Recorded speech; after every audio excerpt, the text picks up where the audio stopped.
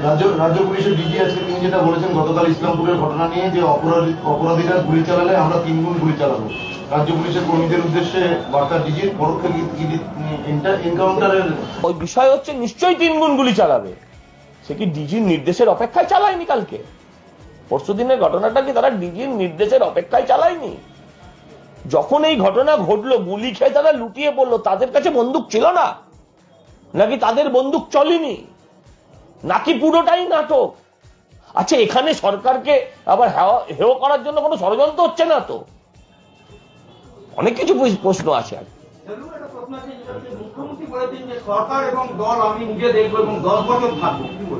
দলটা উনি দেখতে পারেন, সরকারটা নয়। দলটা ওনার বাবু, উনি 10 বছর কেন অশ্বত্থামার মতনও দেখতে পারেন, তাতে আমাদের কিচ্ছু যায় আসে না। জুনিয়র চিকিৎসকদের আন্দোলনের অন্যতম মুখ আসফাকুল্লাহ নাইয়া, তাকে শোকজ করেছে রাজ্য মেডিকেল কাউন্সিল। অভিযোগ পিজিটি হয়ে ইএনটি সার্জন পরিচয় দিয়ে চেম্বার করছিল আসফাকুল্লাহ। না, যদি সে অন্যায় করে থাকে, যদি সে সত্যিই অন্যায় করে থাকে, তাহলে তার বিরুদ্ধে অ্যাকশন হওয়া উচিত। যদি সে অন্যায় করে থাকে তাহলে তার বিরুদ্ধে তদন্ত হওয়া উচিত। কিন্তু আমাদের যেখানটা মনে হওয়া, প্রথম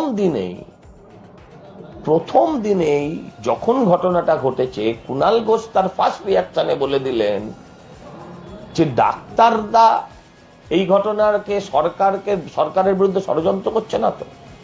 তখনই আমি নিশ্চিত ছিলাম, বা সাধারণ বাংলার মানুষ নিশ্চিত ছিলেন, যে ডাক্তারদের ফাঁসানো হবে।